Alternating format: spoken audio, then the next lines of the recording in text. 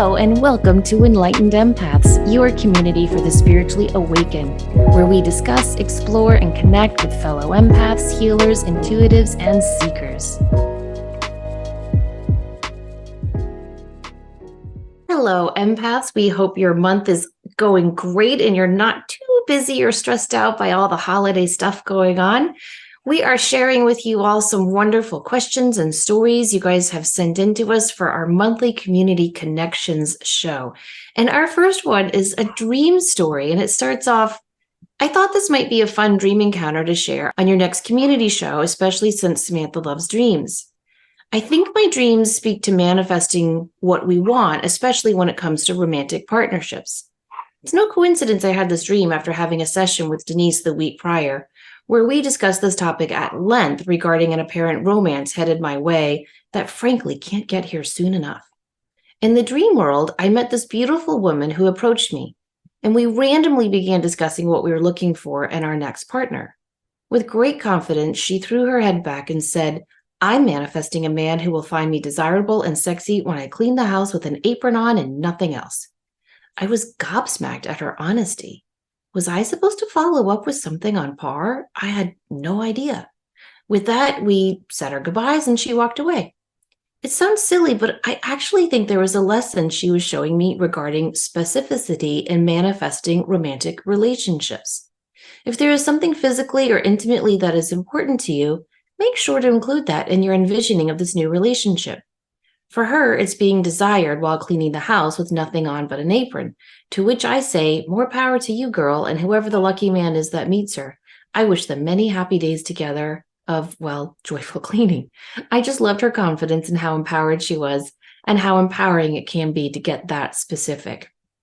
Well, that's a great dream experience to have. It's funny, and it does have a lesson to it because, yeah, when we're manifesting, you do want to be specific. You don't want to be so specific, like I'm manifesting a person who lives on 123 Main Street and drives this car and works here, but you do want to be specific in terms of what your unique needs are. And so that's why writing a list down can be really, really helpful when you're manifesting. My new love is : and then write your list of the needs and requests that you have and just put it out there. And it's amazing what the universe will provide for you when you write it down and make it happen. That's true. And this is the time of the year of new goals and vision boards. And I don't know about you, but dreams have been pretty active the last couple of weeks. Like a lot of dreams coming in. And I'm sure there's an astrological reference for that someone that's listening would know. But for me, it's like, oh, I'm dreaming a lot.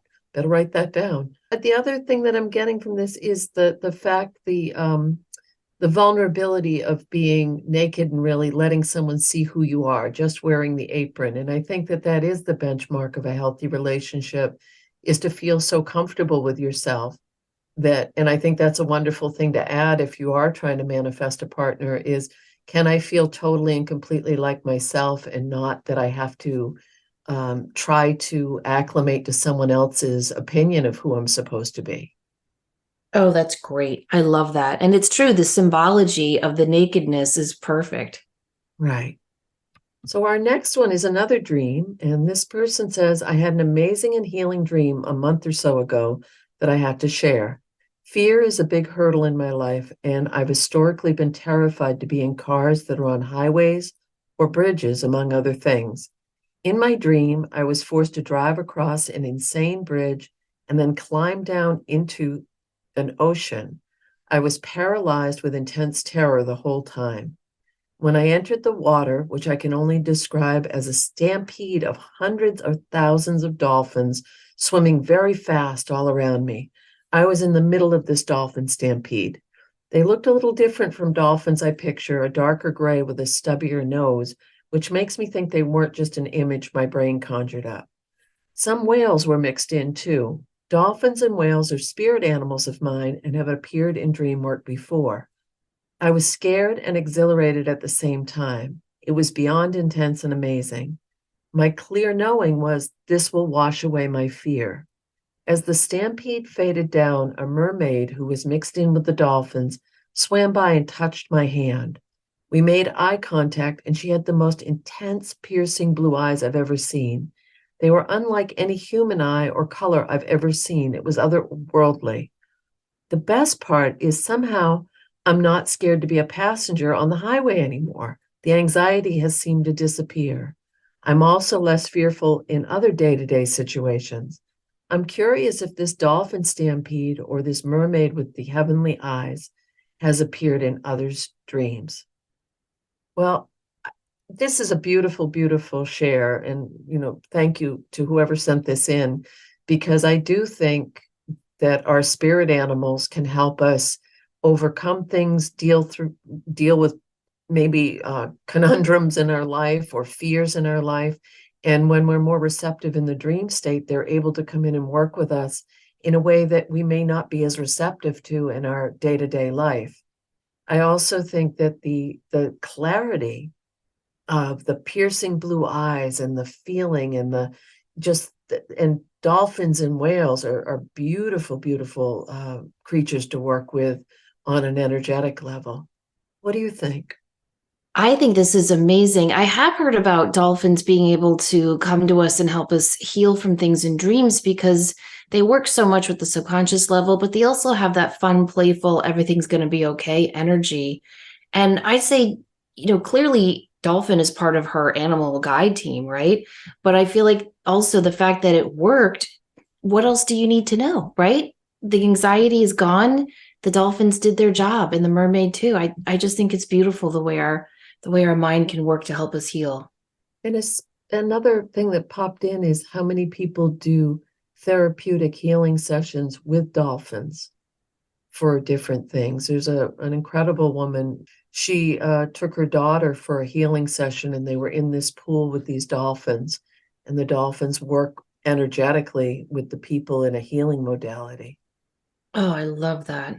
All right, our next one says, I recently recognized and came to an understanding of one of my spiritual gifts, and I'd like some advice or tips from you both.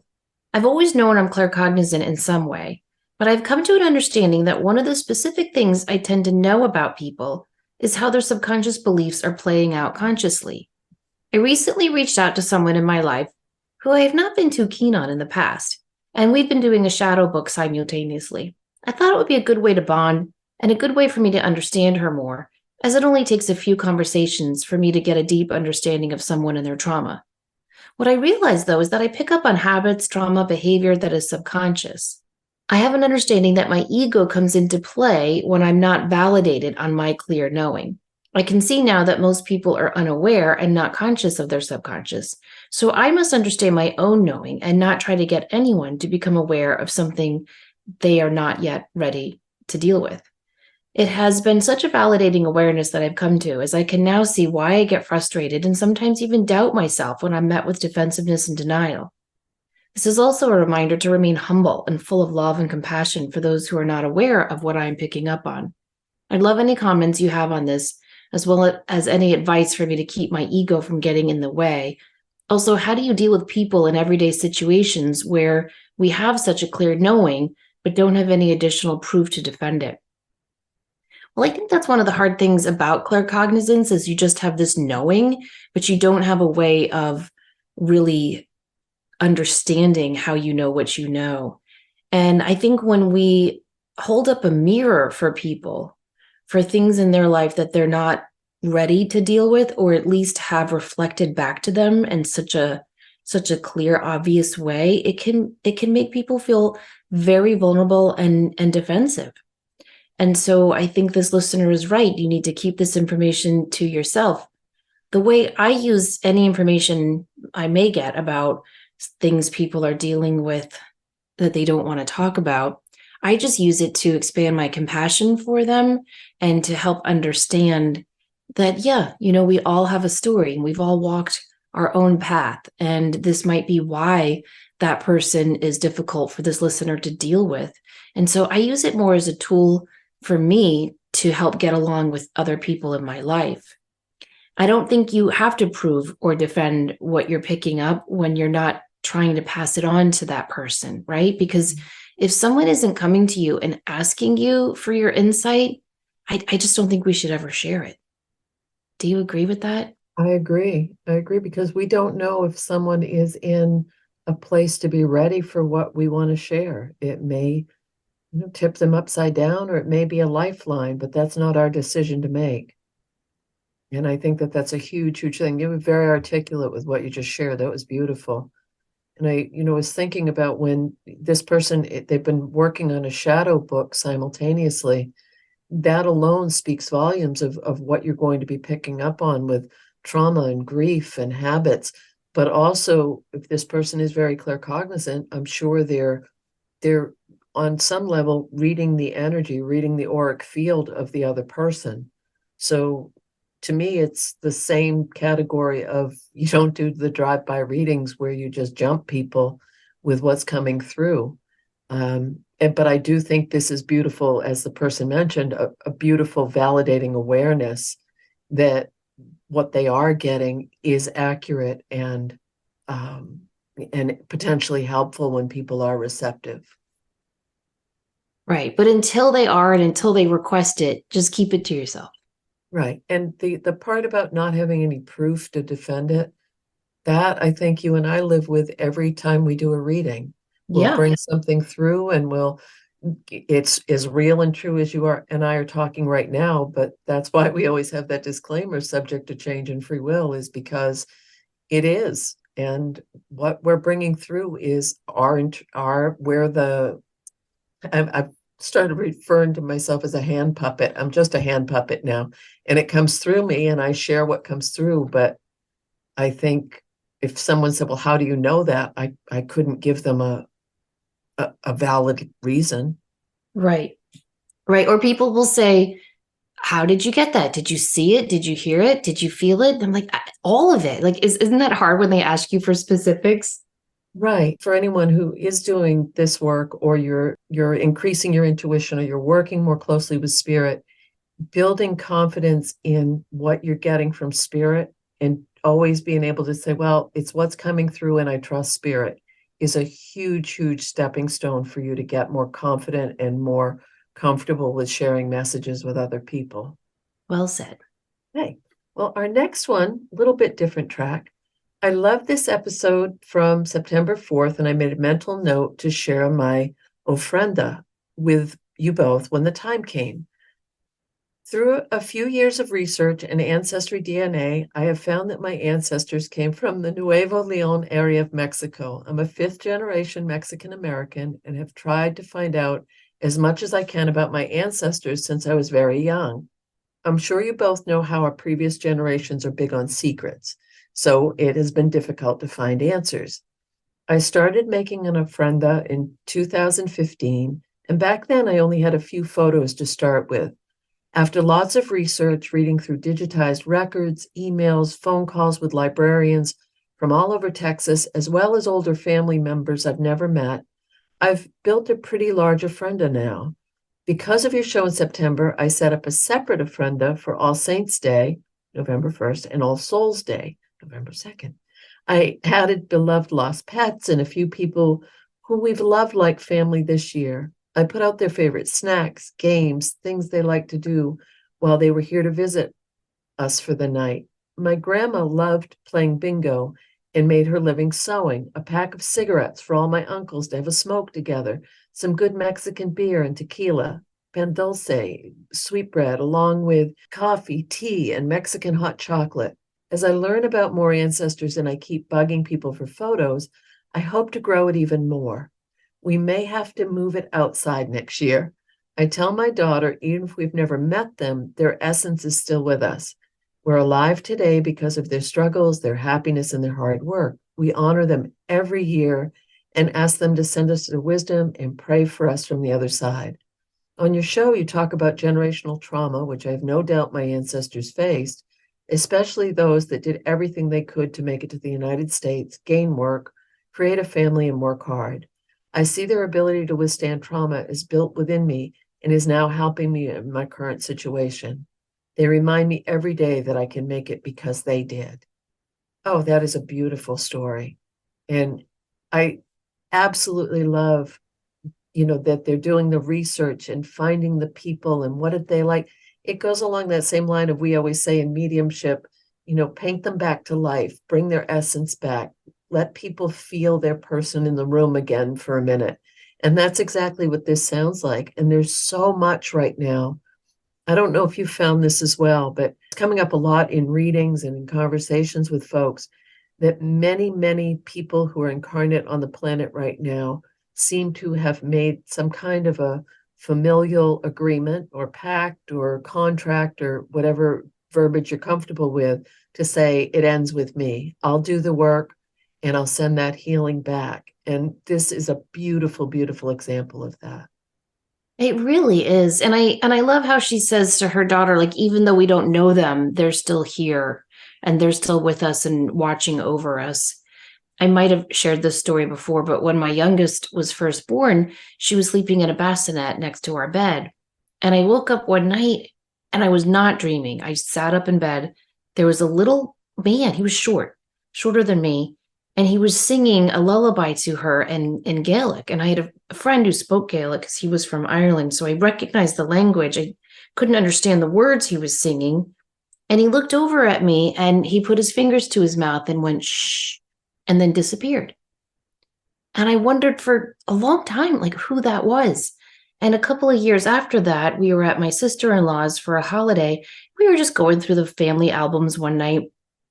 And I saw a photo, an old photo. It was my father-in-law's first communion picture. And standing with him were his parents and his grandparents. And it was the grandfather who'd come from Ireland.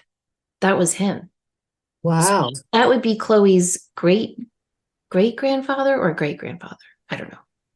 But even that far back, they're still watching over us.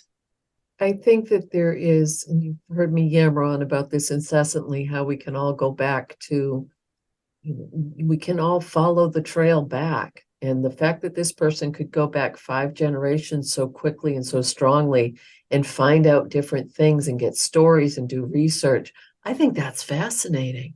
I do too. And important.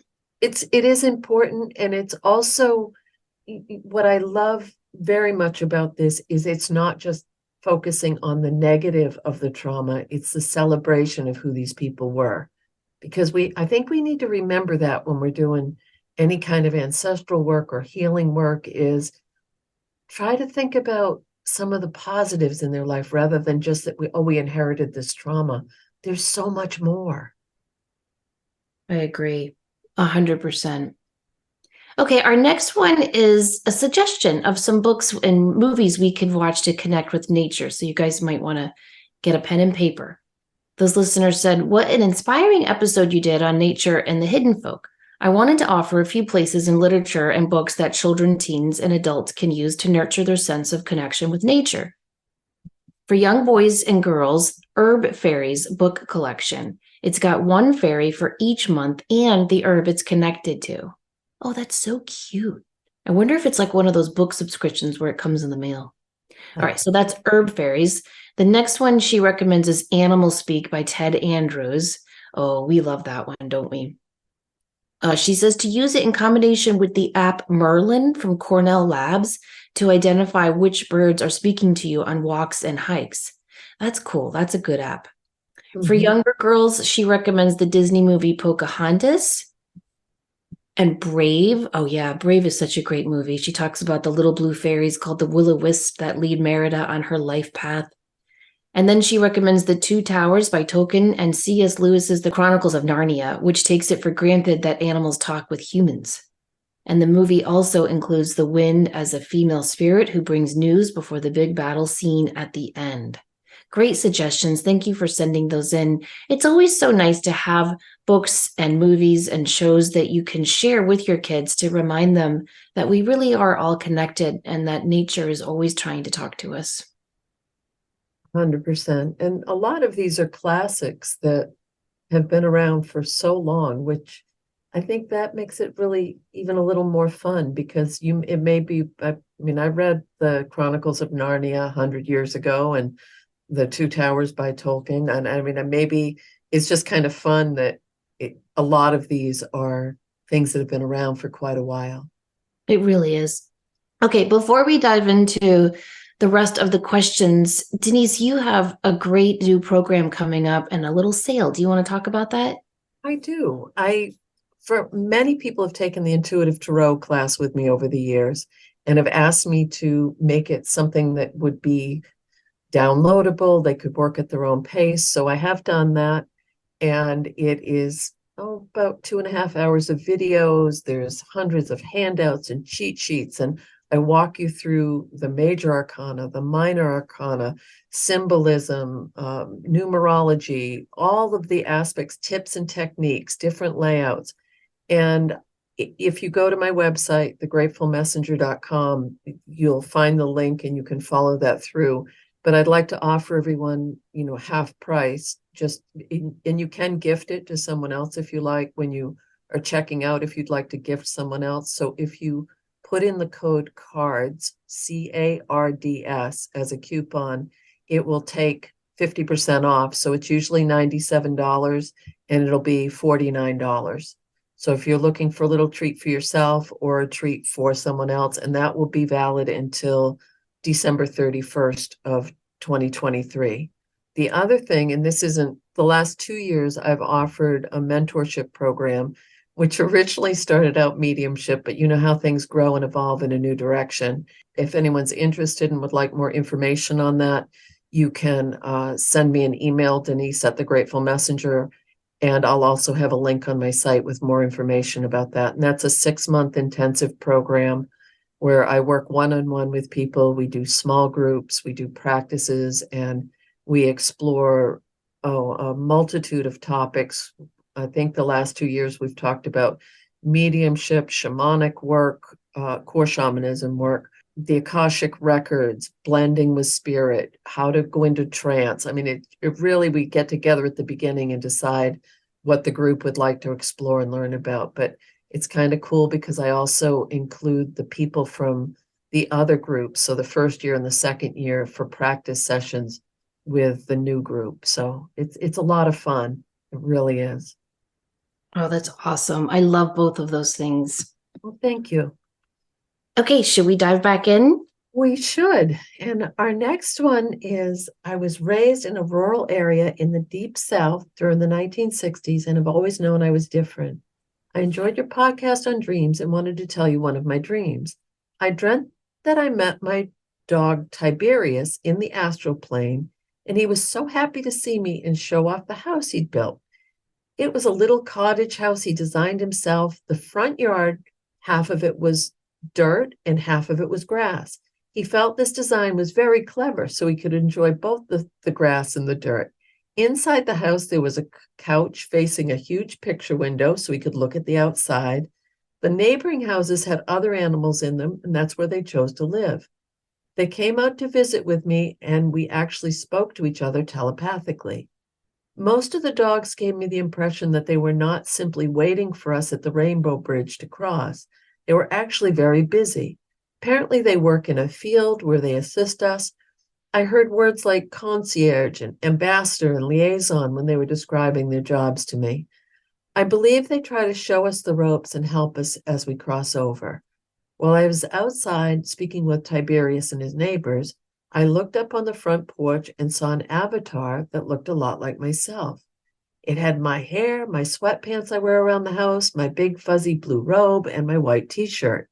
I asked Tiberius about this avatar, and he smiled sheepishly and said, I like it. She sits on the couch and scratches my neck just right and puts ice cubes in my water bowl. I enjoyed those things. I woke up knowing this was not simply a dream. These thoughts did not come from my mind. I always just thought our animals were over there waiting for us to come over and then they could be happy. I never thought about them having a job and being completely without us. I was very self-centered in my thoughts. I never told anybody about this dream.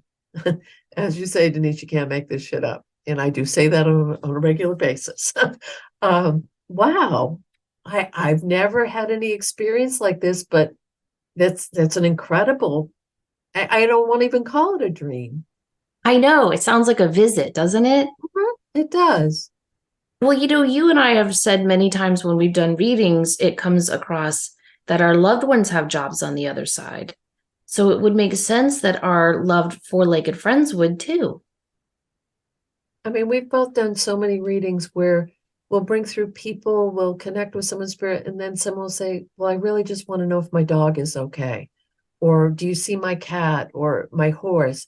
Because I think for some people, their connection with their animals is as strong, if not stronger, than with some humans in their life. It would make sense that there would be more for them as well. It really does. Well, I know you didn't share it with anyone, but we thank you for sharing it with us. Yes. Okay, our next one says last week my son Otto was diagnosed with type 1 diabetes on November 14th, World Diabetes Day. It was a very scary experience as his blood sugar was really high. He was so calm during his hospital stay. I, on the other hand, was trying my best not to worry or at least show that I was feeling anxious about this new life change. As I waited for him to fall asleep, I prayed that God would send angels to protect him and our family. Almost instantly, the name Raphael popped into my head. So I looked up Archangel Raphael and discovered he's the angel sent to heal the ill and medical workers. I could sleep well that night knowing we are protected. Oh, wow. So our prayers continue to go out to you and your son, Otto. I love that you had this validation that, yes, your prayer was answered. Raphael is, on his way and surrounding Otto and your whole family with healing energy. Isn't that beautiful? It really is. And the validation of looking up Archangel Raphael and getting that it is for protection and healing. Mm-hmm. Yeah. Beautiful. There's a beautiful story about Raphael. It's only in the Catholic edition of the Bible. It's in the St. Joseph Bible, but you can just Google the Book of Tobit, and it talks about how Raphael came to heal a blind man. It's a lovely story, and it tells a lot more about Raphael because he's not, he's just not as well known as Gabriel or Michael. True. He's still in the club, though. He is. He definitely is. Our next one, I was diagnosed with acute myeloid leukemia on November 3rd. I'd been ill since the early summer, which I ignored and went to urgent care to get a prescription for antibiotics. I finally went to see my primary care doctor, who referred me to a hematologist. The hematologist did a bone marrow biopsy and the leukemia was discovered. Since the leukemia is in an acute phase, treatment had to be started as soon as possible because the malignant cells are reproducing at a faster rate than the good cells, which then kills the good cells. I was severely anemic and requiring a blood transfusion multiple times a week. Diagnosis to treat was 14 days, and I had to beg to get 5 days to get things in order. On our drive to the hospital, I saw 2 huge hawks sitting side by side on a power line. It's uncommon for me to see them like this, but I thought double positive energy letting me know that I made the right decision to come to this particular hospital for treatment. As we continued to drive out of Indiana towards Ohio, I saw one hawk sitting in a tree, another gliding overhead, and another on a post. As we were leaving Ohio and entering Kentucky, I saw 2 hawks gliding side by side in front of us. It was wonderful, powerful, and reinforcing that the path we chose for treatment was the right path. We saw a few more hawks once in Kentucky and on our way to Lexington. On December 13th, I was admitted to the Markey Cancer Center at the University of Kentucky to begin my treatment journey.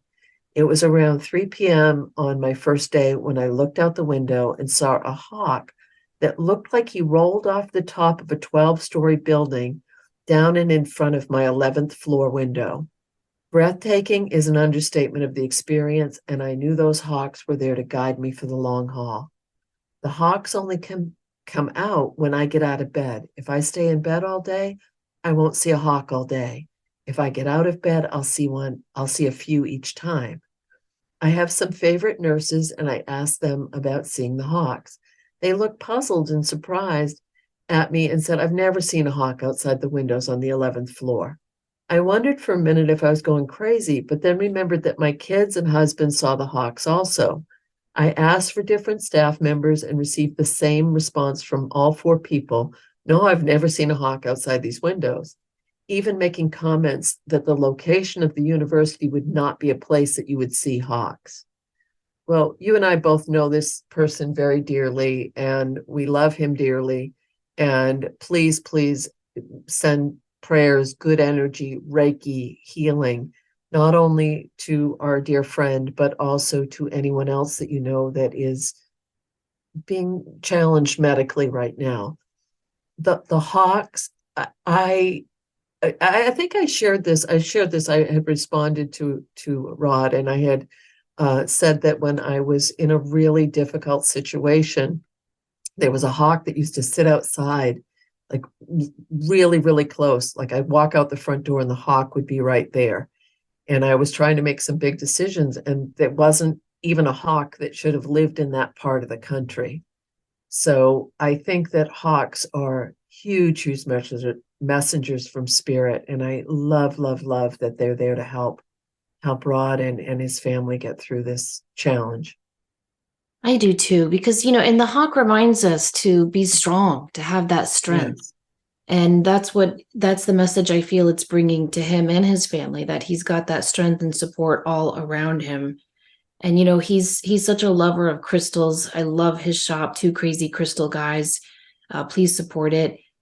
I know that he's going to be surrounded by love, support, and healing through this journey. But we would ask that any listeners who have some time, if you want to send Reiki or any healing positive energy to him, we would greatly appreciate it. Yes. And I have another dear friend who is uh, working through a challenging health situation, and her optimism is off the chain.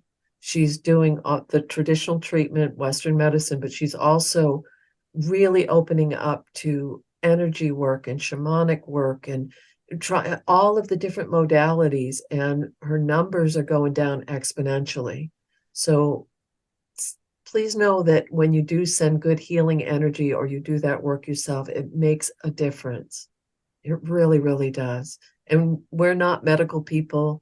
We're not giving any medical advice.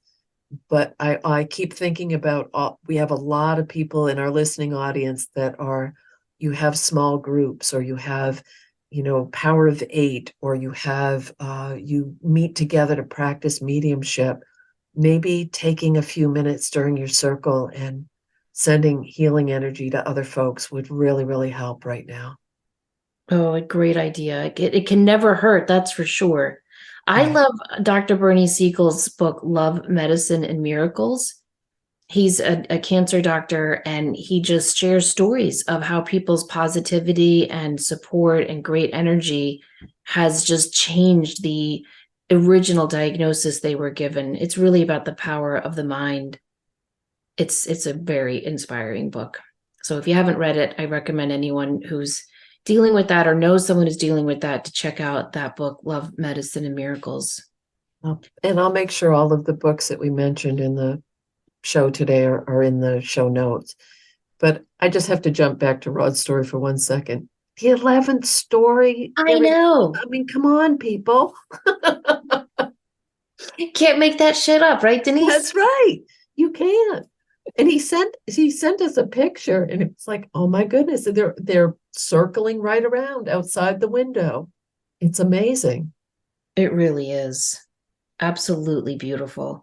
I know so many people right now who are dealing with stuff like this. And so your reminder to take a minute, whether it's with your prayer group, your book club, your Power of Eight group, your your mediumship circle, or just with your own self sitting out on your deck. Any time we can take in our day to send that positive energy out, I think is super needed. I agree. And it could be helping someone that we will never meet, will never have any connection with, but um, it makes it even better, I think. Yeah, I agree. Because it's more pure, the intent of that energy. It's not, I know sometimes when I pray for people I love and care about, I feel like my prayer energy is kind of desperate, like please, please help them.